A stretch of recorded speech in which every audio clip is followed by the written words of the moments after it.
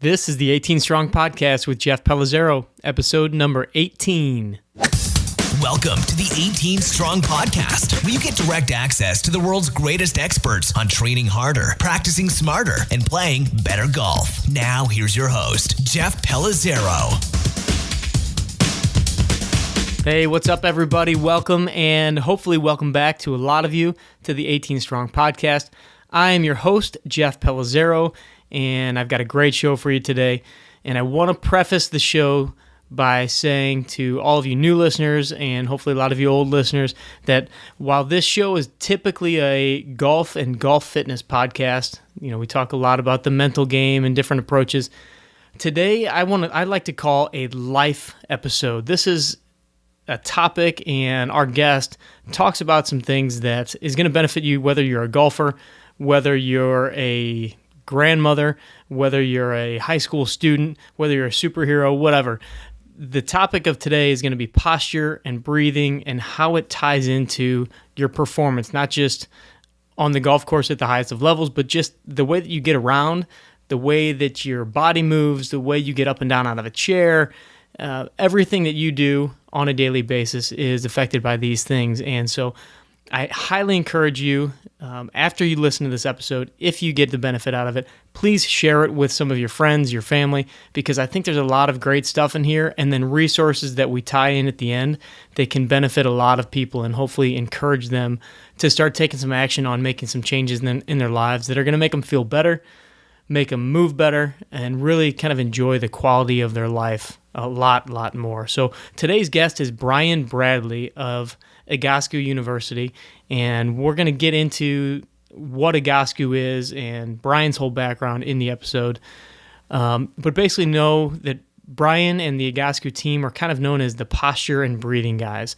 And so today we're going to talk about really how little the general public, and I'm going to include myself in on that as being the general public in this situation, how little we know about breathing and its importance and, you know, the workings of the diaphragm and how that really ties into everything that we do.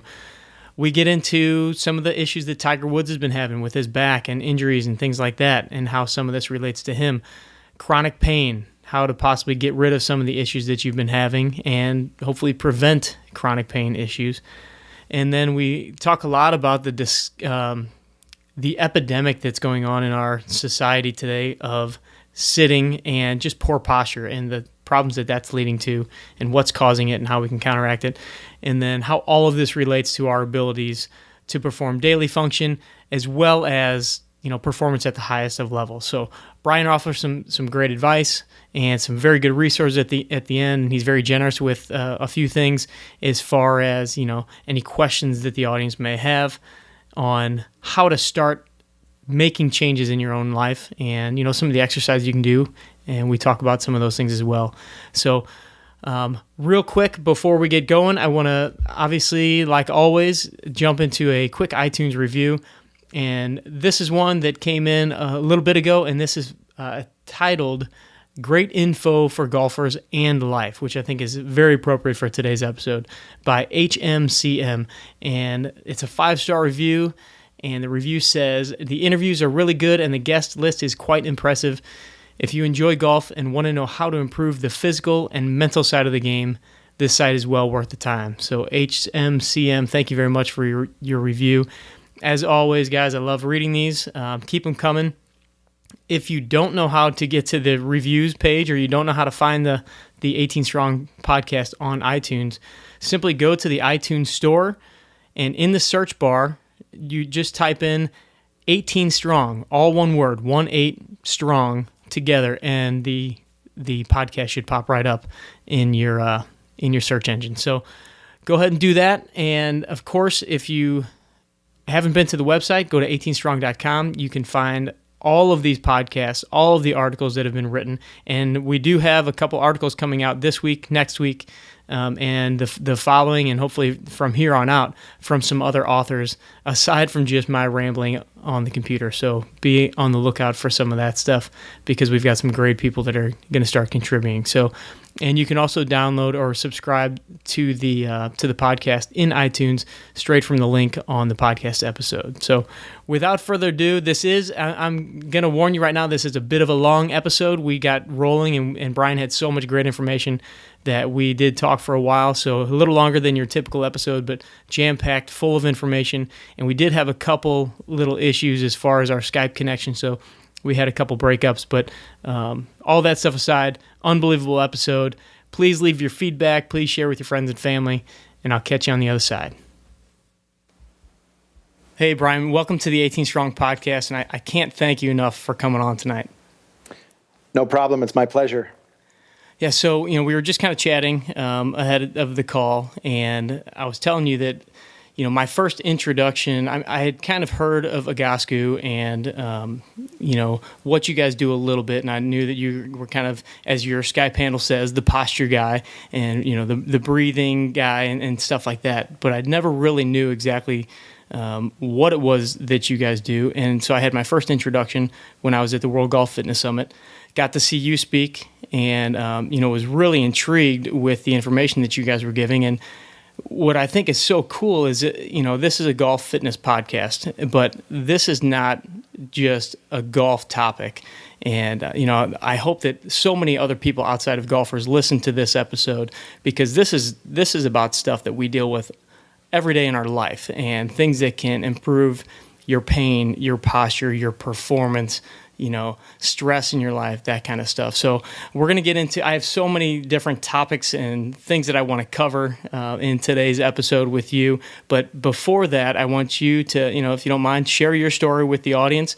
Give us a little history of who you are, and then what Egoscue is, and how you got involved with Egoscue University. Okay, great. Yeah, thanks for your time, and I hope this is going to be interesting for everybody listening. It's been a life-changing experience for me the last 24 years this year. I got lucky, I've had a lot of friends who have had 20 jobs in the last 20-some years, but I got lucky. I've had one, and I ran into Pete Egoscue when he was opening up the Palm Beach Gardens Clinic with Jack Nickalus, and I had been involved in golf my whole life just because my dad was my golf coach. We were forced into hitting balls every summer in Pennsylvania for 3 months straight just because he enjoyed golf, and he ingrained it in us that if you learn golf now, it'll pay off later in life. Of course, as a teenager, you're kind of like, yeah, I can't wait till they move golf to football season so that I can play football and not play golf anymore. And because the golf to me was not like it was to my brother. My brother was club champion, shot a 62 after being 4 over on 3 holes. He lived and loved the golf world. I lived it because it was part of our family culture. When I ran into Egoscue in Florida, I was actually working for Health South Physical Therapy, and I ran into Pete Egoscue when they were bringing up the clinic in Palm Beach Gardens, and I ended up taking a position with Egoscue down there. It was their second clinic. The first time they've opened a clinic outside of the world headquarters in San Diego, he only had one clinic. And the idea behind the whole thing was that Jack was backing the whole thing with Pete. They were going to really forward this, and hey, it needs to be in the Nicklaus Flick golf schools and all that. Well, long story short, I ended up moving to California, taking a job at the headquarters in San Diego. And over the next 20-some years, we just really took the brand to a much different level. The idea of posture, pain, and performance being linked directly together, those three have been the backbone of our company forever. And it was kind of intriguing to find out how Pete, if you don't know his history, I'll just give you a quickie. Pete Egoscue's background with this is he was injured in Vietnam. He was a Marine Corps major, basically told the pain was in his head after about 3 years of searching why the pain was there.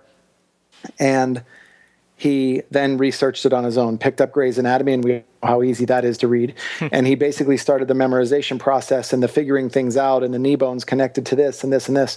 And honestly, that's where he was coming from as a Marine Corps major with a political science degree. He didn't know anything near what you would know, Jeff, as a PT, and the other listeners that might be coming in from a teaching standpoint, about golf or about bodies at all. But ideally, he just said, this makes sense. If the leg moves like this and I feel it pulling in my back, there's got to be something connected. And we're not talking one long muscle. He's looking at a system. So it was always funny. We'd always message with him and say something like, he'd say that shoulder's out of position. And I'd say, which one of the 5 rotator cuff muscles? And we all know there's only 4 of them, but we would turn it into a running joke that Pete was such a global thinker rather than a regional local thinker. He was looking at how the actual joint functioned with the shoulder blade and how that functioned with the hip. And if the foot is collapsed, then it could affect the shoulder blade. And this was 25 years ago when it was just not talked about. So, we basically took the method to another level, and with a bunch of clinics in the US and Japan and Mexico and all that stuff and affiliates all over the world. Now the idea is to empower everybody into a postural line of thinking as the basis for all rehab for pain, rehab for performance, and get them to think that if your posture's out of position, your breathing is affected, your golf game is affected, and then everything in life leads to some type of dysfunction at that point, whether it's chronic pain or your digestive issues because the breathing is off and all that. So it's been a fun little journey, and I was trying to make this a short little story, but it extended. No, and one of the things that you said when I got to see you speak was, and like I said, I had heard a lot about what you guys did, and I had heard a lot of people in the golf fitness world and in the physical therapy world talking about how important some of these different breathing exercises were.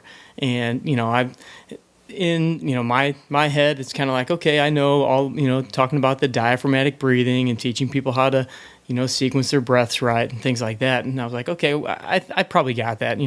I'm probably instituting a lot of that into my training and things like that. But when I spoke with you, or when I heard you speak and you said, the number one thing that your body wants to do is breathe first and foremost, it kind of hit me like, whoa, this is a lot more important than I was initially thinking, and maybe I should pay attention a little bit more. And then you guys went through some demonstrations on some stretching and things like that. So can you give the listeners an idea just on, how the breathing can affect some of the different things that our body goes through on a daily basis, the stress, the depression, the function of movement, muscle activations, and just kind of a general line of thinking that you guys have at your university?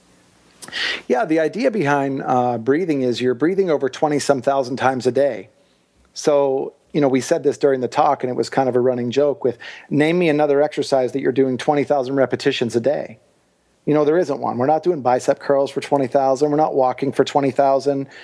We're not running. We're doing more, and we might be sitting for 20,000. But, breathing itself is so undervalued. Like you said, you had that aha moment, and it was the same thing for me.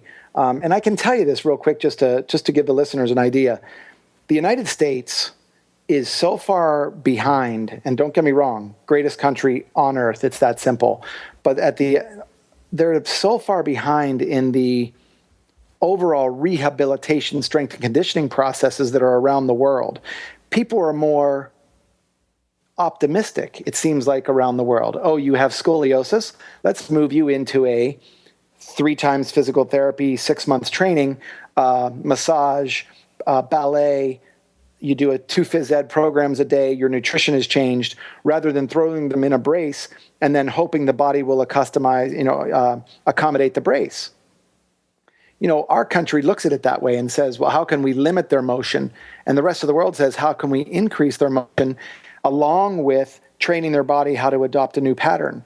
So with this breathing technique, when I ran into Pavel Kolaj and Dr. Levitt, and I had the privilege of working with Vladimir Yanda for a couple years. He came to us for treatment of his post. All right, so we lost a little connection here via our Skype services, and the last thing I think we got was Brian was talking about, when he saw Pavel and Dr. Levitt. So if you could just kind of continue from there, Brian. Yeah, no problem. Probably 2 of some of the coolest guys on earth, especially Dr. Levitt. I called him Yoda because the way he was bent over and he walks to work every day, gardens in his garden every day, and the guy was really up there in years.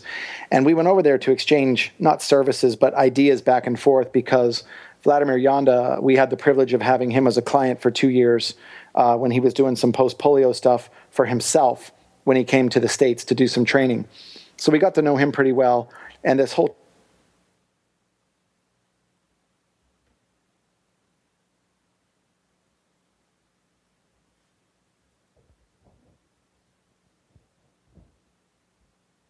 the year 2014 and maybe 5 years before this type of thinking has now come to fruition. And I remember 20 years ago, Pete and I sitting in an office and him saying, I'm telling you, our number one goal is to shift the paradigm of how the human body in this country is looked at so that we can get people to think more globally and say, because you've had a frozen shoulder or a rotator cuff tear, don't just look at the shoulder, look at the entire system, including the position of, say, the opposite foot, because it could cross patterning and all this kind of thing. And so if a person can change their breathing habits by changing and improving their posture, not just by breathing more consciously, because they're not going to stop breathing, but if we can get them to change the way they're actually breathing and the pattern that they're using every day, then in turn, their rib cage can expand better. Their musculature that run up and down their back can actually become more balanced. So we've even toyed with the idea of breathe your back pain away, because it's one of these things that once you can change how rounded a person's shoulders and mid-back are, it will change the breathing pattern. And because of the muscles and the way and the direction that they pull, your deep stabilizing system at your pelvis and your abdominal and low back area will automatically kick in without the person having to think, before I swing this golf club, I've got to tighten my abs or do this and this and this. Because to be honest, if you want to limit your golf swing, you should tighten up your muscles as much as possible before you swing. Right. I hear people doing it all the time. And I'm sure you do too as a PT. They say, well, I got to stabilize my core. Well, your core should already be stabilized. And I think what we've done by bringing the attention to the customer is learn how to change your mid-back and shoulder position through exercise, which will in turn automatically allow you to focus on your breathing a little better, turn that into an exercise for 5 minutes during the day. Your body will adopt a new pattern. And then the next time you go to the range, all of a sudden you're rotating another 20 degrees and all you did was breathe. Yeah, that's something that really intrigued me is, you guys talk a lot about putting the client in charge of their destiny, really, and what their body's doing. And, you talked about telling people to tighten their abs. And I mean, that's a misconception that, I will admit I've been guilty of telling people, engage your abs during an exercise or, prior to the swing, that kind of thing. And after, watching some of your videos and going through some of your lessons, learning that, okay, that's not how it's supposed to be. Your body you should naturally automatically fire some of these things, but you guys are able to to teach these people, certain exercises, certain things that they can do on their own outside the clinic to really start reprogramming their body and putting themselves back in alignment. And can you talk about some of the different exercises? And I know there's kind of like 3 main exercises that you guys talk about. And, most people listening to this are probably thinking, okay, sure, my posture's off. Well, what can I do on my own without going to see some therapist, without going to see, some specialist? What can I do tomorrow to start working on some of this stuff? If you're a customer listening to this podcast could put themselves on, turn up the volume on their computer or on their speaker, however they do it, and they get on the floor with their legs up over an 18-inch chair or a couch or an ottoman, and they just lie their head back on the floor. And if their head doesn't go to the floor, then prop a book underneath it so it's comfortable. They will find that by the time we're finished with this podcast, that their back has, when I say let go, it will be out of its compensatedly rounded over Quasimodo position when we know the one that our mom would have yelled at us at for being too rounded. The floor is unforgiving. And we always tell people, you don't spend enough time on your back. And all of our NFL players and Major League Baseball players, they'll tell you, the reason why I played so long is because of the work that I did with Egoscue on the floor. Yes, we have these obstacle courses and things we run them through that are unbelievably effective. But if you can get a customer to realize that they can get bigger, faster, stronger. Now think about that. bigger, faster, stronger, just by lying on their back and putting their legs up over an ottoman. Now, every strength and conditioning coach that's listening to this just kind of rolled their eyes, and I get that because I've been on stage and I've watched it happen. But here's what I mean by that. If you can change a person's upper back, mid-back, thoracic spine angle to a little bit straighter, more vertical when they stand up, and their head position becomes more vertical and stacked above their shoulders instead of being forward so much, then right there, that person's arm movement has increased and become more efficient. Their leg movement and hip movement and spine movement have now become more congruent and work with each other as a unit. Therefore, the person becomes more efficient. So when they are in the gym or they're going for a run or they're swinging a golf club, efficiency improvement is whatever percentage better. That translates into a better move, and that includes more performance down the road. So if you want to get bigger, faster, stronger, spend time on your back. And I don't mean during the workouts, but sometime at night. So if your listeners have now just got on the floor and they've relaxed their legs, they're laying there with their arms down at 45 degrees, palms up, their head's on the floor or their head's on a book because their head can't get to the floor yet, then we just wait it out. It's like putting a turtle on its back, and you're waiting for that shell to kind of break before the turtle's head could hit the ground. Now, I know for you turtle lovers out there, I don't mean to do that to a turtle, so I apologize. Yeah, I actually saw you do this in the seminar, and I was kind of wondering what exactly it was meant to do, and now I have a little bit more understanding. So basically, the lying on their back, their feet are up on an ottoman or something like that, and it's simply the weight of gravity and the counter pressure of the floor that's kind of working on opening up the body a little bit. Is that right? Exactly, because think about the amount of time we spend sitting. So let's just take the sitting posture and tilt you back onto your back. Your hips are in the same place, yeah, all that. But you'll start to feel like when you first get down there, my lower back's not flat to the floor. And then I would venture to guess if this person is kinesthetic enough and can feel that, I would say, do you feel like one side is arched up a little bit more than the other? Hey, maybe you can't tell that right now. Some of the people would tell you my back's flat automatically. So when I drop down, I'm very aware of where my body is, and it'll tell if I have some neck pain, I'll go, I wonder how my left hip is doing with this because my left hip had all the injuries through life. Then I go, if I wake my left hip up just by allowing it to settle into the floor, then I can get up and swing the golf club better. Let's take this on to somebody who we all know. So Tiger Woods, for example. I guarantee you that if we have a chance to work with Tiger, like we did with Nickalus and Player and Palmer and Trevino and all these guys, and I know that Nickalus has put multiple contacts out to him and tried to talk to him about Egoscue because it changed his life. If he doesn't find something like Egoscue that focuses on not just how hard you work and how do we make your muscles tighter and stronger, are you going to tell me that Tiger Woods is weak? Not a chance. What he is disconnected. He has lower extremity leg and hip issues that are tying directly into the opposite shoulder, and that affects the knee and the hip on one side versus the other, and then he blows his back out. So this guy is just disconnected. And if someone doesn't get a hold of him and reconnect the dots, he can kiss golf goodbye. And I don't mean that in a cynical, in any other way than this. This guy has forever changed the face of golf. And I hear from multiple people that golf is really in trouble and, hey, there's less people playing and there's this and this and this, and we need Tiger to save golf. Well, A, that's a lot to carry on his shoulders. It's kind of unfair. But secondly, if he chooses to do that as an ambassador for golf, if he wants to stay even playing later on in his 50s and 60s and 70s just as a senior player, recreational player, he's got to solve the disconnect issue. His ankle bone, knee bone, the joints, the hip, the shoulder, the mid-back, they're not connected. And I know that he's running into people who are feeding him ideas and stories because everybody wants Tiger as a client. I get that. But I've been around enough of these pro golfers and football players and baseball players that I just honestly don't care about that end of it.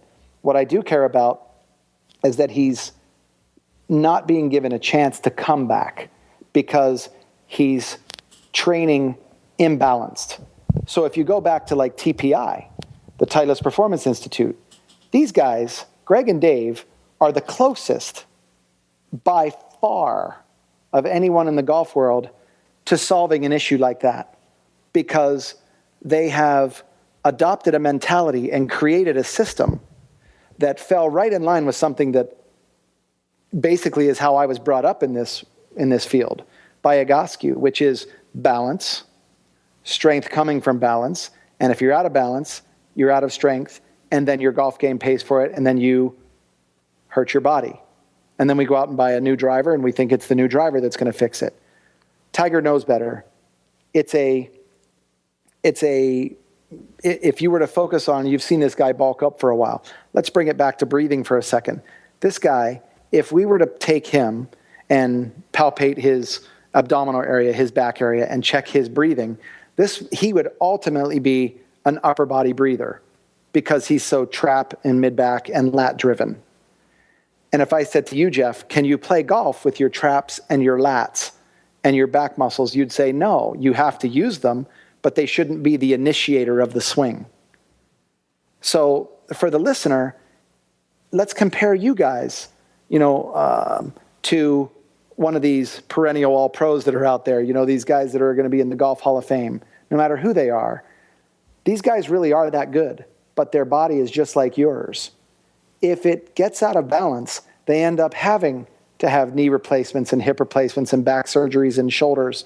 And if you could teach them a breathing technique accompanied by certain exercises, like, for example, the one lying on your back with your legs up over an ottoman or a chair, it could forever, and I don't mean just for that next 15 minutes. I'm talking when they adopt a mentality that takes them long term, they will ultimately be put in a position where the next 10 to 15 years of their life get way easier because the increase in oxygen in their system and the change of their thoracic spine and the functionality of their body starts to level itself out, and they get stronger and younger almost every year they get older.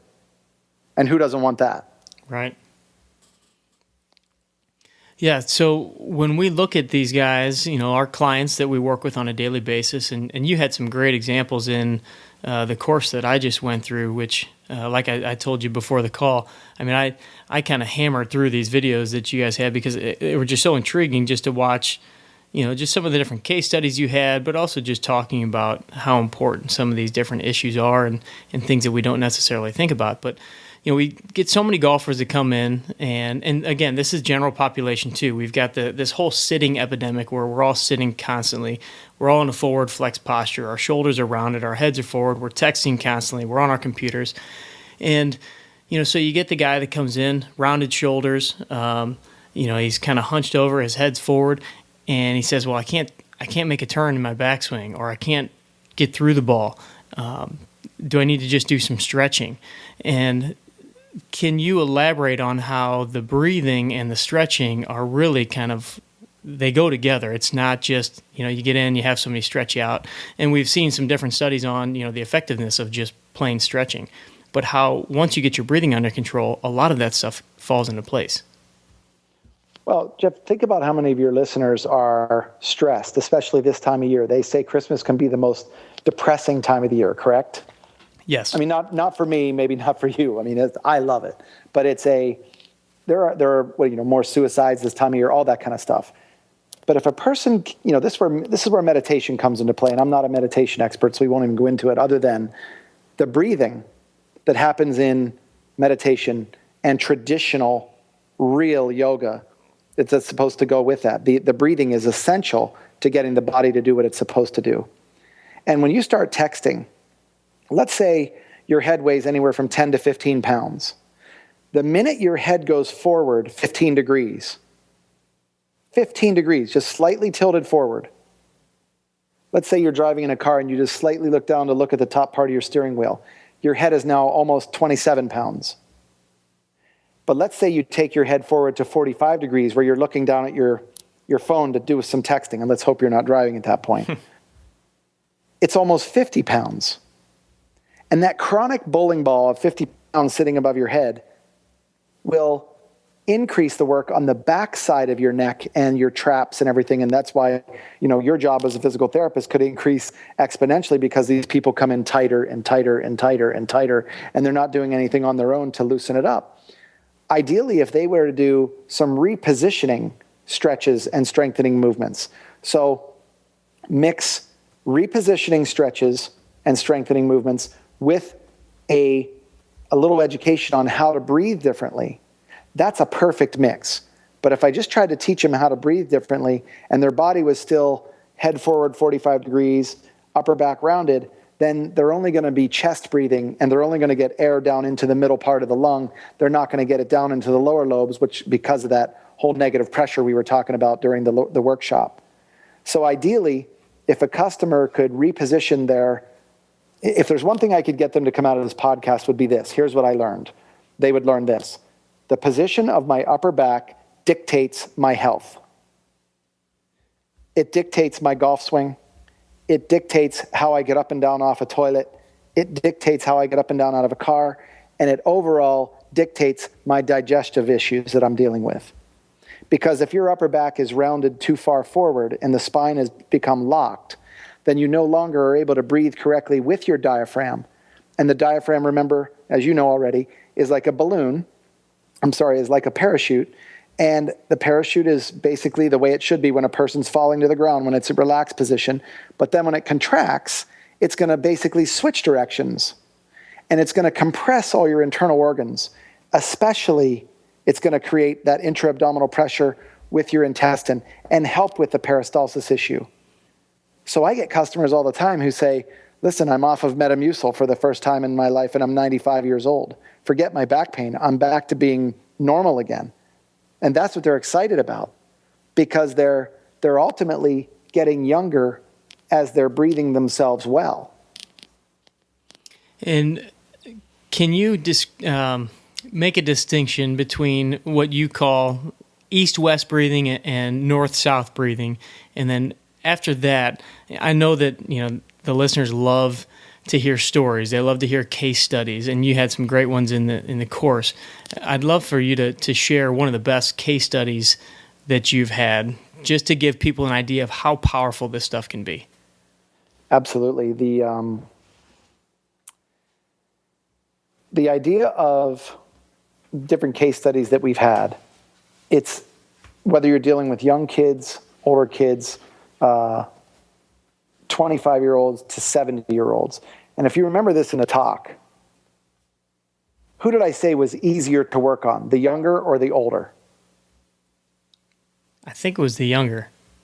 Well, the younger is coming to see us now for chronic pain, that's for sure. Right. But they're so much more dysfunctional than, say, my dad or your dad. Right. Because our parents grew up with activity, climbing trees, riding bikes. Yeah, it wasn't just based on a phys ed course. It was based on movement for life. They just moved. That's all there was to it. Well, today's kids, I have a 13-year-old boy, very good soccer player, but yet if I look at his friends and him, they're addicted to the electronic thing that's in their hand. That's not going to change. It's only going to get worse. So that's a perfect idea of we've got to interrupt something like that by getting them to change their upper back and head position, get their hips back underneath them, and that in turn will create, your listeners will create themselves as their own case studies, because they're all part of this electronic nation now, and they're all part of, and that's not going to change, but they have a huge history behind them to give them an advantage to get them well faster. And let me take you back a little bit. You asked me another question before the case study thing. What was it? It was about east-west versus north-south breathing. Okay, that's a great point. If the customer can stand in front of a mirror sometime, just at night before they go to bed, their shirt's off, and they just take a 30% to 40% larger breath, they'll notice that when they do that, their chest rises and their shoulders elevate a little bit, or they tilt back a little bit, almost like they're taking their breastbone, their sternal bone, and tilting it upward. Well, that's a positive finding for you and me to show dysfunction, meaning that is something that we would alert ourselves to, going, this person moves like this, and I've got to get them to move differently. Meaning the way they normally breathe like that has got to be interrupted. But the more they become functional, they can now go east-west. So instead of their shoulders going up and down, north-south, they could actually be breathing into their abdominal area and their back. So what I tell people is, I want you to do back breathing, not just stomach breathing. I want you to put your thumbs back on the kidney area around your waist, and your index finger will be on the side, and I want you to breathe in to where your thumbs and index finger are. So I want it to be more like a lateral breathing rather than a north-south breathing, which is the elevation of the shoulders and then the depression of the shoulder. You'll get a little bit of that, but I really want you to focus on breathing in and out to your hands. One way to make this easier, if they want to truly experience it, is they could lie on their stomach on the floor, and that way their stomach can't escape forward. And they can put their hands back on their back, and they can feel the back moving that way. Because a lot of people are so, if we were talking about fascial issues, their low back is so bound up and tight that this type of breathing is already inhibited because it's like somebody's wound up the tissue back there so tight, they can't breathe into it. So over time, I would say just be patient. If you can work on this for 5 minutes in the morning, 5 minutes at night, not on your back, but more on your stomach. Here's another position. Just sit in a chair and then lean forward a little bit. Say at your dinner table, put your forehead on your dinner table and make sure your curtains are closed so your neighbors don't think you're weird doing this, right? But back your chair up a little bit, put your forehead on your table, and that in turn, just that flexion over like that will allow you to allow that tissue to stretch a little bit. Not that there's going to be a huge stretch, but when they start breathing in there, it's a little easier to breathe in your back like that when you're not standing or lying on your back. We've just found that there are certain positions that facilitate that breathing a little easier, because I don't want your listener getting frustrated. So if they can get it into their head when somebody walks in and sees them with their head on the table, you just say, yeah, quit laughing. I'm east-west breathing right now. That's what they should tell their friends. And I think a good point here is, we've all talked or heard people talk about, we have to improve our breathing, and, you don't want to raise your chest and feel it all in your rib cage. But we all started then talking about belly breathing. And so I think people, you've seen the exercise where people are laying on their back and you put something on there or put a hand on their chest and you have them breathe their stomach into your hand.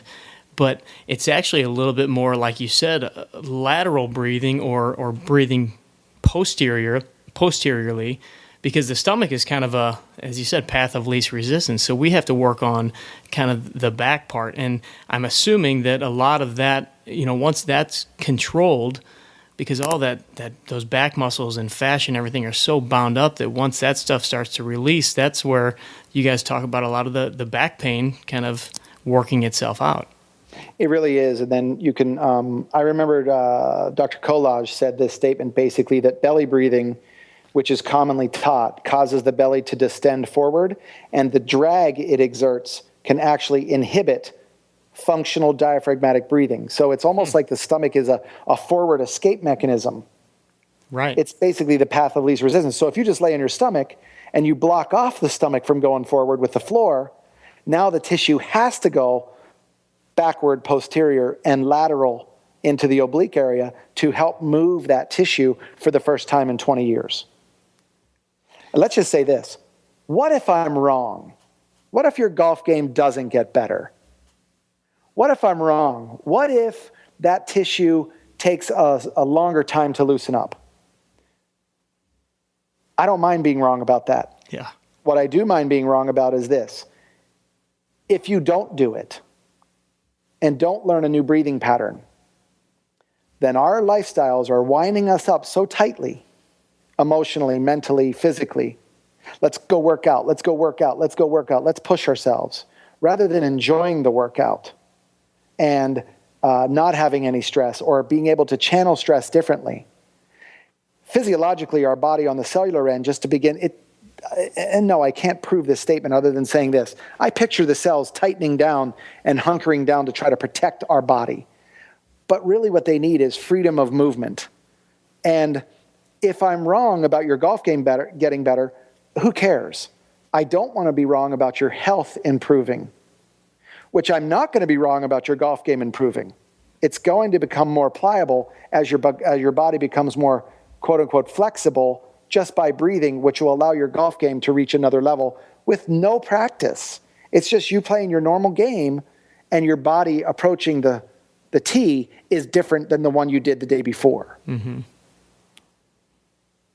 And one piece of good news that I got out of some of the stuff that I was watching was, there's such a discussion about how important it is to do your core exercises, your stabilization exercises. And a great point that you made was, you can go and do all the sit-ups in the world in your 1 hour workout 2 times a week, 3 times a week, whatever, but you're never going to get as many repetitions as you do if you work on your breathing. That's correct. And a lot of your listeners may not know anatomy like you would know it, but let's just give them a quick one. Your abdominal muscles, the muscles that you like to see in the mirror, that remember the ones we used to be able to see when we were a teenager. And I say used to be able to because it's winter and I like to layer on some fat for the winter, But ideally... In San Diego, right? In San Diego. Yeah. Hey, it gets cold. We're in the desert, buddy. But ideally, if a person can get themselves to breathe differently, ultimately, those muscles, the abdominal muscles, attach around the body and into let's just say it attaches to the spine. Even though it really doesn't come around and attach to the spine, it attaches to the fascia, which attaches to the spine and around the spine. So if we look at this as your different muscles that do make that curvature around the body, you're actually triggering abdominal work just by breathing into your back, which ultimately makes you more stable. So you're getting, like you said, those 22,000 repetitions every single day as compared to, doing your crunches, doing your, your side bends, your Russian twists, all that stuff. So simply by teaching yourself or learning how to breathe and practicing this, as you guys said, it's a commitment. It's a journey. It's a practice, just like everything else. Getting better at anything is a continual commitment. But by doing that, you're going to be more effective in not just, creating what we call, the six-pack abs, but creating that stable back, getting rid of that pain that could be debilitating, could be keeping you from playing golf, could be keeping you from playing with your kids. And, that's the stuff that really matters. Like you said, big deal if your golf game gets better. But when you learn to do this stuff and you start to learn to function better and move better, those are the biggest things. And you made a great point in the course that when somebody takes on this stuff, it makes everybody else's job that much easier. And that being, could be your chiropractor, your therapist, your mental game coach, your strength coach, because you kind of take care of all these fundamental things first, and then you can perform better. Ultimately, this is what we tell people. If you could do Egoscue first, or Egoscue with every other treatment protocol that you're doing, from mental to physical to emotional to athletically, taking lessons for golf, whatever it might be. If you just did your Egoscue first, you made your golf pro's job 10 times easier because he's not having to deal with, which is where Roger Fredericks came in. Roger Fredericks and I have known each other for over 20 years, and his whole thing has been golf. And, he really believes in this breathing stuff. He took a look at the DVD, he watched it, and it changed his life. I don't mean to say that to tout our DVD, the East West Breathing DVD like you were watching, but to him, it was, my God, this is amazing because I teach my customers, this is Roger talking, I teach my customers to work on breathing, but this took it to a whole new level. And he's been around Pete for a long time, so he was ingrained with that same thing of you got to trigger your diaphragm, but how do you do it is key. And when we get our customers to trigger in on that a little bit, it gives them something to focus on. And even when they're lying on their back or on their stomach or sitting or twisting or whatever, and if they can bring that into the mechanism of each exercise, to the point, Jeff, where I'm actually toying with getting rid of repetitions, not really repetitions, I'm getting rid of timers as it relates to holding a twist, for example. I don't want you to hold it for a minute.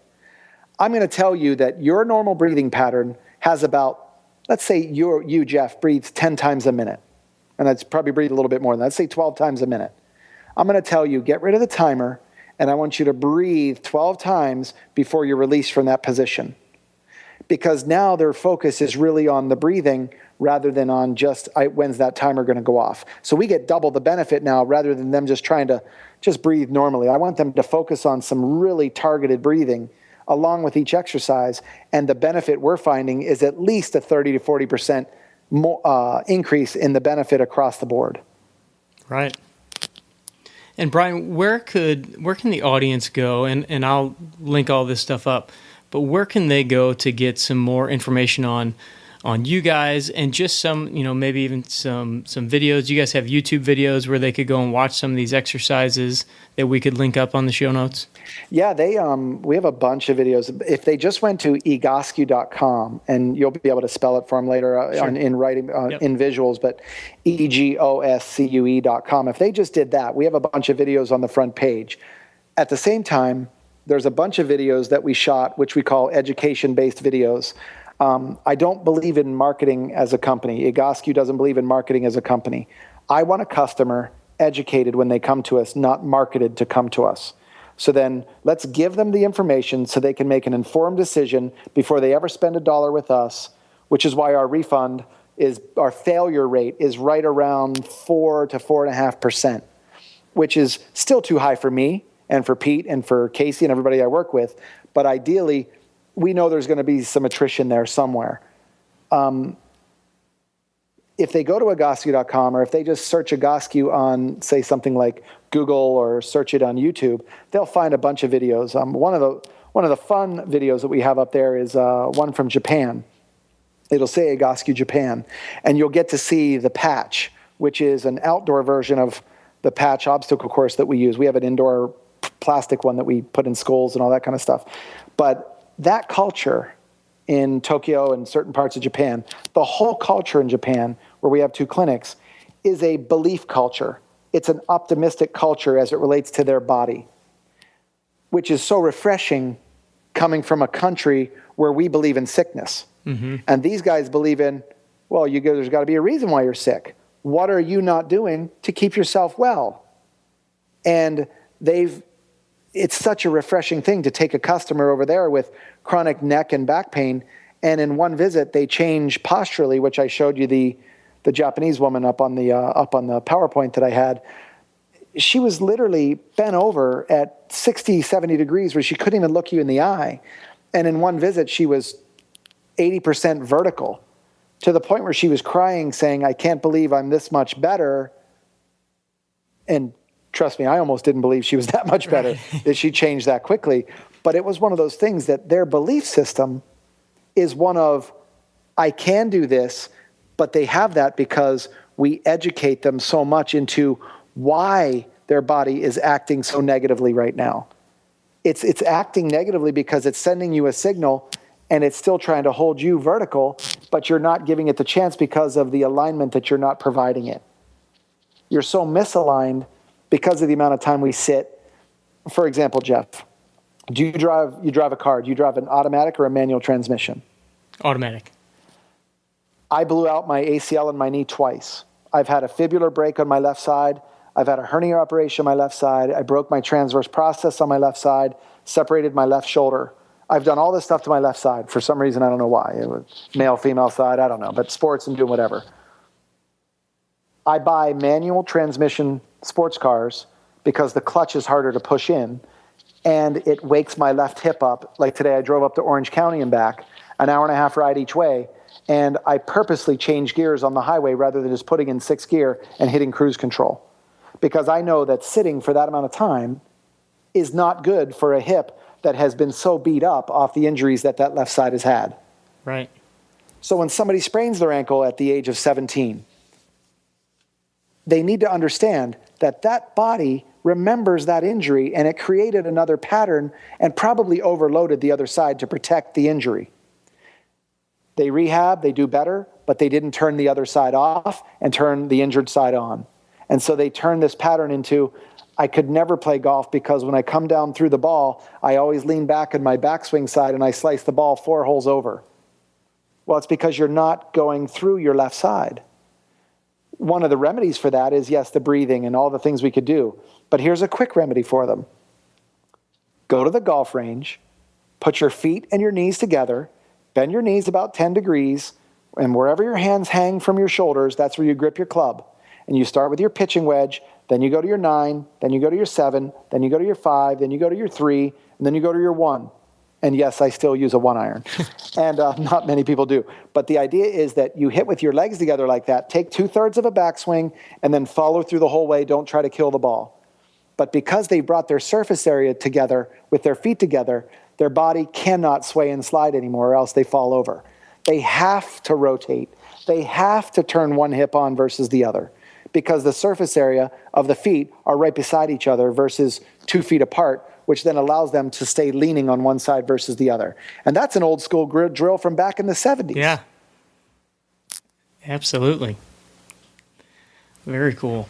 All right, and now I believe I saw there's a book. Did Pete write a book, or do you guys have a book that's out? And is that something that the audience would be geared more for the audience, or is that more for the therapist, the trainer? No, it's definitely for the audience. The East-West Breathing DVD that I mentioned earlier is for mainly the trainer, the therapist, the golf coach, something like that. Not that the customer wouldn't benefit from it, but the Pain-Free book by Pete Egoscue has been out since 97. It's sold like 3.5 million, almost 4 million copies. It's on Amazon. You can buy it for like $9 on Amazon, brand new. You can go to the library and photocopy it, and just tell them that I said it's okay. Ideally, it's, and we're doing a rewrite of the book now, which will come out, maybe a year from now. But ideally, this Pain-Free book has been done in 13 different languages. I get calls from people all over the world who are saying this book has literally changed my life, because the first 3 chapters are into changing your mind, it's almost like saying, I want you to get out of your head and into your heart. What does your instinct tell you? Not what does your head tell you. What does Dr. Google tell you when you look it up and he scares you on the internet when you find out you have this and this and this? The worst thing to do is go look it up on the internet without an objective line of thinking here, because people go to the internet and they start thinking, okay, I have this, and then they read the first thing, oh, you're done. It's doom and gloom and blah, blah, blah, blah, blah, and it scares them. The Pain-Free book kind of releases that a little bit. It tells you your body is not going to fail you. Your mind will quit far before your body will. And if you can get your heart to dictate to your head what to do, you can't be wrong. You'll have the right, intentions. Your intentions are to get well. Well, what does your heart tell you? My intentions are to sleep in a little bit. Sleep in a little bit. That's what your heart said. But your head said, no, if I sleep in, then I'm not going to have any time to do something. And I read this book that said I'm getting too many hours of sleep. No, you need to listen to what your body tells you. Drink a little bit more water. Don't have that Diet Coke today, but have one tomorrow. Well, no, Diet Coke's bad for me. But your body wants it for some reason. And I'm not saying Diet Coke's healthy, but I'm saying when you take it away from you and you keep thinking, God, I want it. Boy, I really want that drink. I really want that Diet Coke. If you don't feed the animal, it's creating a negative emotion and reaction in your body. And eventually your body will get rid of the craving for that stuff, because you'll start to crave more water as your body becomes healthier. Yeah, the mind and the body connection, and sometimes they want 2 different things, and figuring out which way to go can be a very, very challenging decision to make. And it's hard for you as a therapist, meaning us. It's hard for us as a therapist to dictate to our customer what they should and shouldn't do. It's much easier when the customer says, what do you think I should do about this? I've been thinking about doing this. Because if somebody says to me, what do you think I should do about Diet Coke? And I go, I don't know. I use it to get rust off my batteries. The state police, the highway patrol, they use it to get blood off the highway. What do you use it for? Well, I kind of crave it. Okay, that's because your body doesn't know a healthy alternative yet. So what I would suggest is, instead of having 6 of those before noon, try to have a bottle of water handy, and have that bottle of water, say 8 to 16 ounces, done before noon. And I will bet 10 to 1, within 2 weeks, you're down to 5 Cokes a day. And then very quickly, it's going to start coming down to 1. And you'll get yourself as a treat. You know what? I'm going to have a Diet Coke today. And I applaud you for having that. I'm a person who believes in every once in a while it's okay to have some Milk Duds and a Cherry Coke at the movie theater. Enjoy it. Enjoy yourself a little bit. But if you did it every day, it creates other issues in your body. So when we get back to what our initial discussion was about, if we said, hold your breath for 2 minutes a day, 20 minutes a day, you'd say that's the stupidest thing I've ever heard. So we know you're going to keep breathing because you don't have an option, but we would like to get you to breathe a little bit more efficiently. And we don't just stop at breathing. We want you to have a little bit different view on life, which is my breathing is, don't even say, I hope it helps me. My breathing is going to make me healthier. It is going to affect my golf game, and it is going to affect my stress level in a positive way. If you can say these things and truly believe them, not just hope. I mean, somebody like Tony Robbins would tell you hope is useless. You got to have belief. Okay, hope is, gee, I hope Jeff can help me with my golf game. No, Jeff has great information, but you have to be the one to believe that Jeff is the great guy that you're going to see to help with your pain in your golf swing. There's got to be a belief shift there. Yeah, if you don't believe in it, and we've talked about this on some past episodes, even down to the point of the club that you're using. If you don't believe and you don't have confidence in that club or the fact that you're going to put a good swing on the ball, that can dictate it right there, and you can be doomed right there. And so if you don't believe that you can make these changes and this is going to help you, no matter whether you're doing all the right techniques and all the right practices and you're doing it on a daily basis, if you deep down don't believe that it's going to help, I think you're right. It most likely is not. Why do I use my 1-iron in my bag? Because you probably know that you hit it well. Honestly, when I pick it up, I go like this. Oh, God, I hope I hit this club well this time. But to me, it's one of those ones where I bring it out in a foursome, and everybody goes, you got to be kidding me. Those are the old Tommy Armour 845 silver Scott. What are they? Those must be almost 20 years old. And I said, yeah. It's like riding a bike. Your body should be able to swing a golf club. I don't need titanium this. And don't get me wrong, there's great clubs out there. My brother plays Titleist, and all my friends play Titleist and all these different things. But ideally, I should be able to pick up a 1-iron if I know how to play the game, put the club down by the ball, and just slowly take a backswing and slowly let the club do the work. We're at Coeur d'Alene Golf Course up in Idaho, and I'm teaching a course up there to a restaurant owner and his directors and general managers. And they treat me to playing the golf course the next day. They said, do you want to play golf? And I said, yeah, I haven't played in a year and a half, but I'll play. They're like, oh, God, how good are you? And I'm like, what do you mean? I'll shoot probably 80. And they're like, what? And I go, yeah, I'll probably shoot 80. So I ended up shooting 82, I think. But we got to the water hole where they have the floating green. I think it's number 15 or something like that. And so I bring out a 6-iron. And I said, I'm going to go last. I want you guys to all tee off first. So now nobody was at the course because it was kind of cold. So both foursomes were lined up to hit at the same time. Out of 8 people, I was last, of course. Everybody hit the water. A lot of people's second shot hit the water, which means they have to get on the boat and go over and then drop over there. But a couple people landed in the rough or on the backside of the green and took a drop back there. I was 20 yards from the pin, and of course I 2-putted for the par to get the certificate and all that. And the only reason I tell you this is that on a psychological side, I went to I know where they went. Oh God, people are watching. These are people I work with. I hope I make the green. I went to, this is an easy shot. Don't even pay attention to the water. You should only see the green. Mm-hmm. So I just lined up and I just relaxed my shoulders and I just took a nice slow backswing and hit it. And I took about a 3/4 backswing. I don't go huge because I think the further I go back, the more it's going to mess up coming through, right? So I just take about 2/3 to 3/4, and then I just power through my left side. And the minute I hit it, I said, that's perfect. And the guy goes, oh my God, that sounded amazing. I said, it might be in. And I was joking with him, right? And I knew it wasn't because it was left of the pin. But then it landed, and they're like, oh my gosh, I can't believe it. And I said, if you wanted me to hit another one, I'll do it. And then I had them on the boat ride over. I said, let me tell you why that was easy for me. And I haven't golfed in a year and a half. Golf to me is easy, other than the short game mistakes that you make because you haven't played golf in a long time. But golf to me is easy because if you're balanced and you can relax your shoulders So let's think about north-south versus east-west. If you're more of an east-west mover in your breathing and not so hunched up and your shoulders aren't so tight, then you can rotate within the barrel and not shift to the right, and then come back through the ball via rotation. My hips are already down, pointing at the green, and then the club head hits the ball, and I just let the club do the work. And psychologically, that's what I tell myself. Just let this beautifully mastered club do the work. You don't have to do it. But I have the ability to rotate and stay on the inside of my right foot rather than shifting to the outside, and then my hip breaks that plane and starts to sway out there.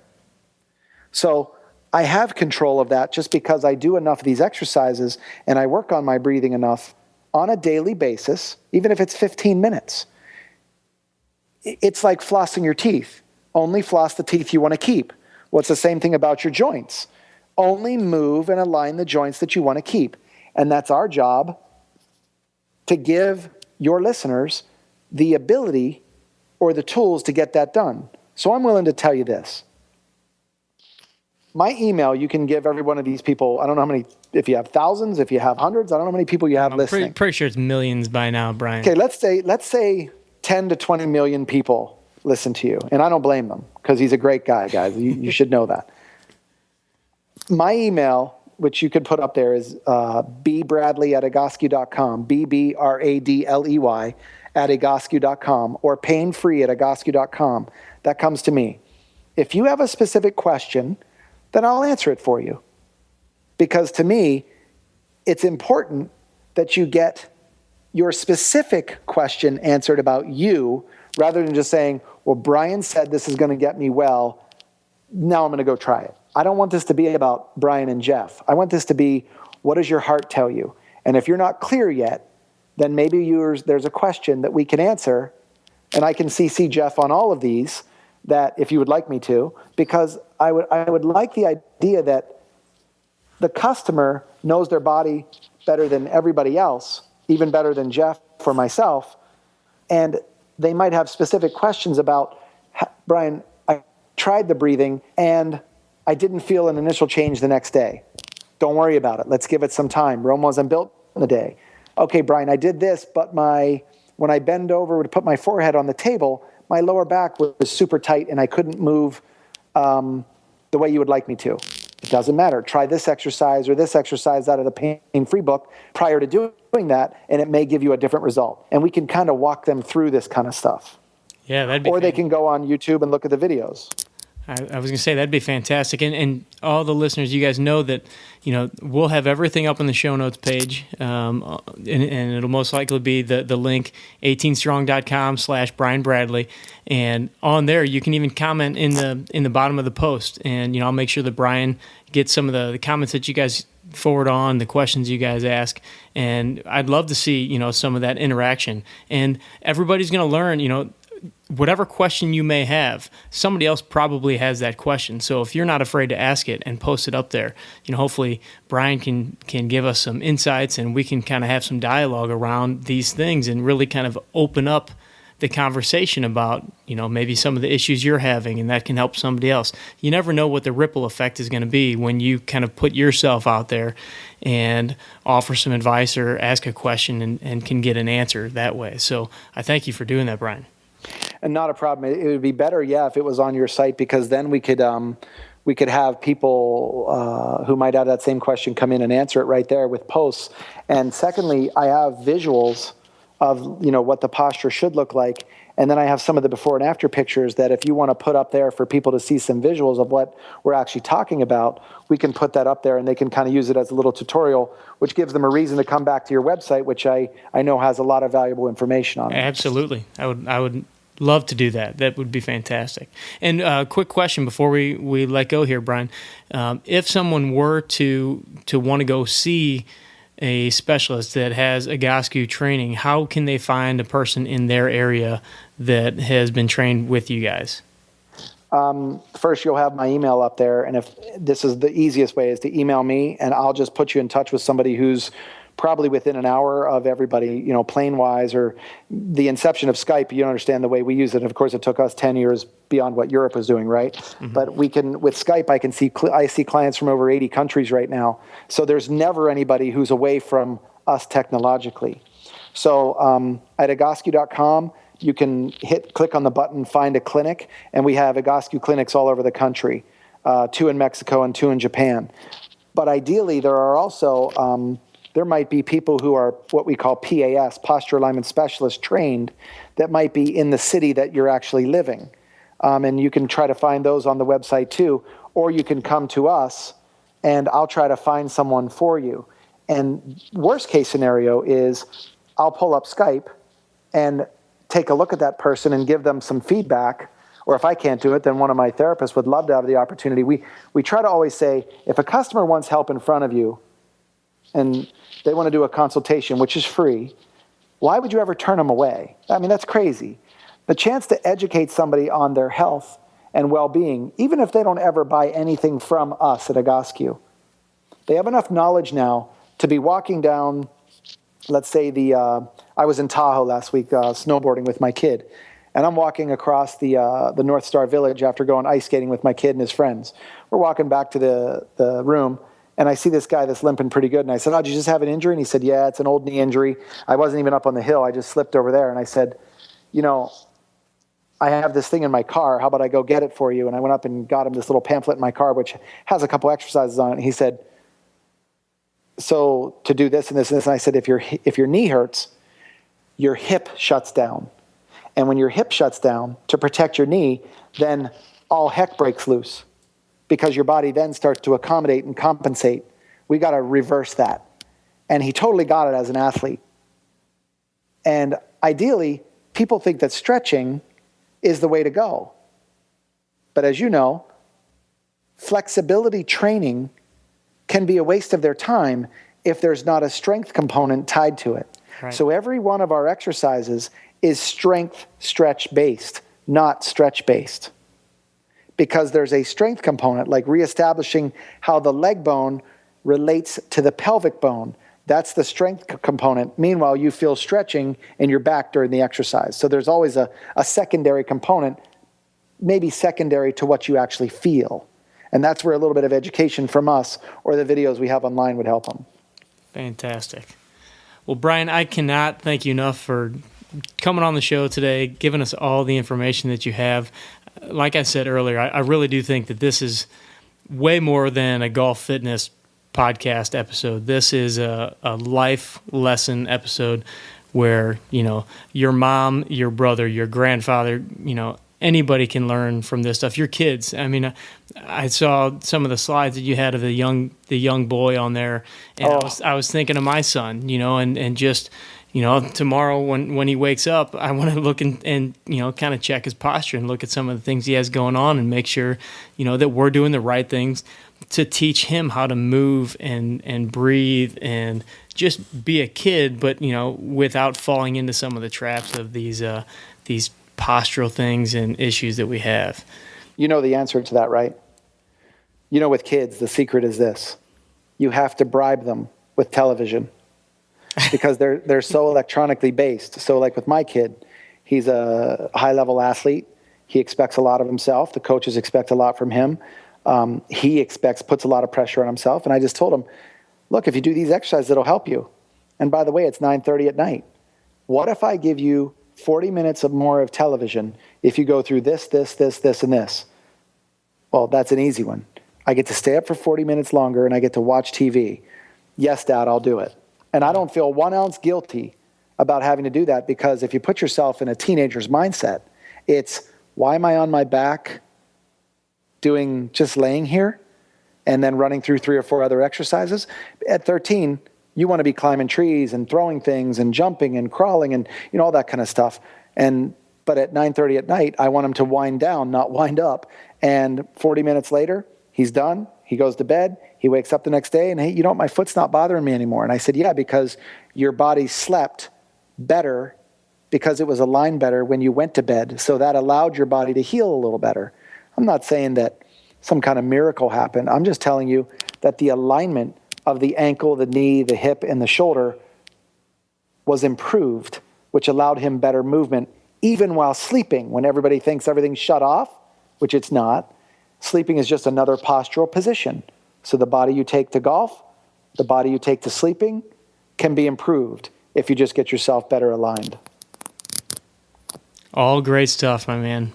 Thank you so much for coming on tonight. And I'm sure we're going to have a lot of questions and comments and everything from the audience, which, like I said, I'll pass some stuff along to you. And if I could get some of those resources and images and stuff, I'll definitely post that stuff up. But I know that the 18 Strong audience thanks you for coming on. I thank you for coming on. And I look forward to talking to you in the future. Listen, it was my pleasure. And I know I get a little long-winded, so I apologize for that. Not a problem at all. The more win, the more education. That's true. That's true. All right. Thank you, sir. Not a problem. Have a good night. Man, was there a lot of good information in that episode. And I hope that you guys take everything that Brian said and you start to realize that we can make changes in our lives. We can change our posture. We can change our positions, our stresses, our pains. It doesn't have to be the way that it is now. And if you want to make those changes, you can start doing this stuff today, tomorrow, to start seeing improvements in the way that you feel, in the way that you perform, in the way that your body moves. And so hopefully if you know somebody that might benefit from some of this stuff, some of the stuff that Brian was talking about, please pass it on, share it to them, and encourage them to start making those changes. And I can't thank you guys enough for being here on the show. I love the feedback. Please feel free, reach out on social media. On Twitter, it's @JeffPellizzero. Let me know what questions you have. If there's any way that Brian or I can help you. As we mentioned, go to 18strong.com, search for Brian Bradley, and you can find his show notes page. And then in the comments section, ask whatever questions you have. Like we said, whatever question you have is probably a question that somebody else in the audience has that isn't asking. So if you can get that answer for them, you are making a difference right there. So guys, once again, thank you so much for being a part of the 18 Strong podcast and the 18 Strong family.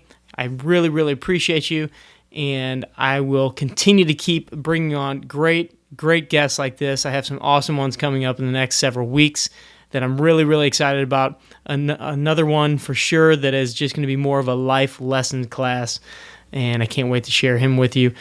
So thanks again. As always, train hard, practice smart, play better golf. Thanks for listening to the 18 Strong podcast at www.18strong.com. And remember, train hard, practice smart, and play better golf.